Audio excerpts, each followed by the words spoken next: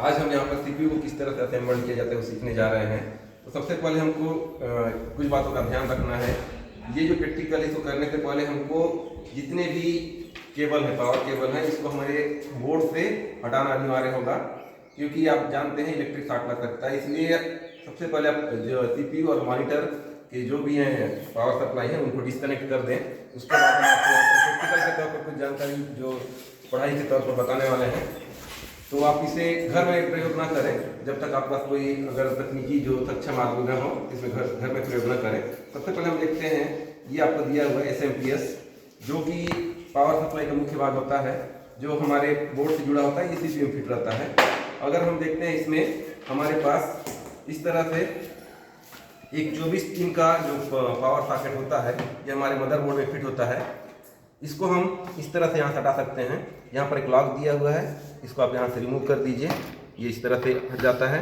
उसके पश्चात एक 4 पिन का पावर सॉकेट होता है, इसको भी आप यहाँ से क्लिक प्रेस कर हटा दीजिए। यहाँ पर एक लॉक दिया हुआ है, देखिए ये लॉक अनलॉक इस तरह से होता है। उसके पश्चात यहाँ पर दिया हुआ है, हम ये जो साटा केबल है इसको आगे रिमूव कर लेते हैं, एक एक पार्ट को ये। और यहाँ पर एक दिया हुआ है हार्ड डिस्क में जो हमारा पावर सप्लाई दिया हुआ है, टाटा पावर सप्लाई, इसको रिमूव कर दीजिए। और डीवीडी में भी दिया हुआ है, इसको रिमूव कर लेते हैं। और यहाँ पर पूरे पार्ट्स को आगे एक एक करके डिस्कनेक्ट कर लेते हैं।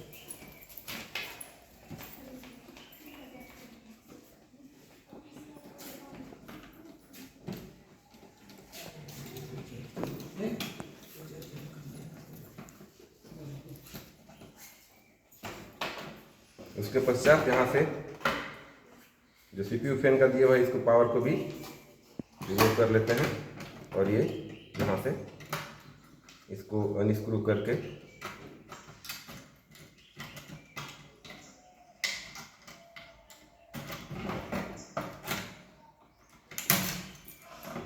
इस तरह से सीपीयू फैन अलग हो जाएगा। फिर हम इस प्रोसेसर को रिमूव करते हैं। इसके लिए यहाँ से प्रेस करेंगे, ये अनलॉक हो जाएगा। ये देखिए, ये इस तरह से ये रिमूव हो गया। अब हम बड़ी सावधानी के साथ इस प्रोसेसर को यहाँ से हटाएंगे, इस तरह से। ये है प्रोसेसर। और इसको कभी भी रखेंगे तो आप साफ सुथरी जगह में रखें और उल्टा करके रखें, ताकि इसका जो सेमीकंडक्टर है खराब ना हो। अब यहाँ से हम रैम को रिमूव करते हैं, इसमें 2 लॉक दिया हुआ है। एक इस तरह से इसको अनलॉक करेंगे, फिर यहाँ से अनलॉक करेंगे, तो ये आपका रैम है, यहाँ से रिमूव हो जाएगा। इस तरह से पूरे पार्ट अलग हो चुके हैं। यहाँ से हम हार्ड डिस्क से भी केबल को निकाल लेते हैं और यहाँ से अलग करते हैं। अभी देख रहे हैं कि आपका DVD राइटर है, ये आपका हार्ड डिस्क, ये आपका SMPS, यहाँ पर पावर केबल पीछे से अटैच है, इसको रिमूव कर देते हैं। SMPS अलग हो गया। आपका ये मदरबोर्ड है, ये कंप्यूटर का मुख्य भाग है जो एक दूसरे को जोड़ता है।